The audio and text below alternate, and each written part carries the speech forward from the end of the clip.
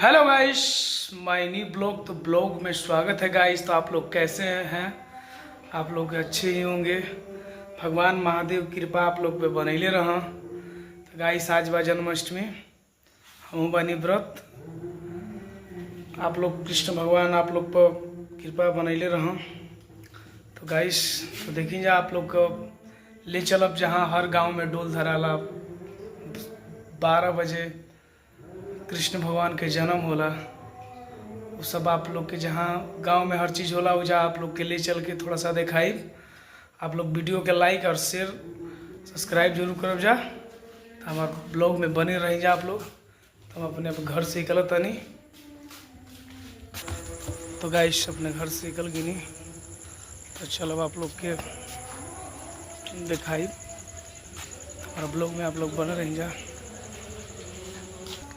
तो गाइस आप लोग देख लीजिए, इधर आ गए नहीं।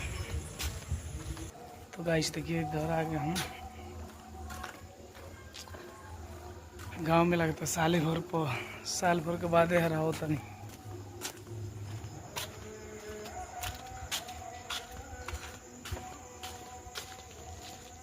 तो गाइस फाइनली आप लोग को दिखा रहे हैं वहाँ पहुँचकर। तो गाइस आप आ गए हैं बनी। गाइस देखिए इधर आ गए। कहीं कहीं अनहार बा, कहीं कहीं अथू बा। आवाज़ देखो जा आप लोग के सुनात हुई। तो गाइस फाइनली यहाँ आ गए हम। फाइनली गाइस हम आ गए हैं।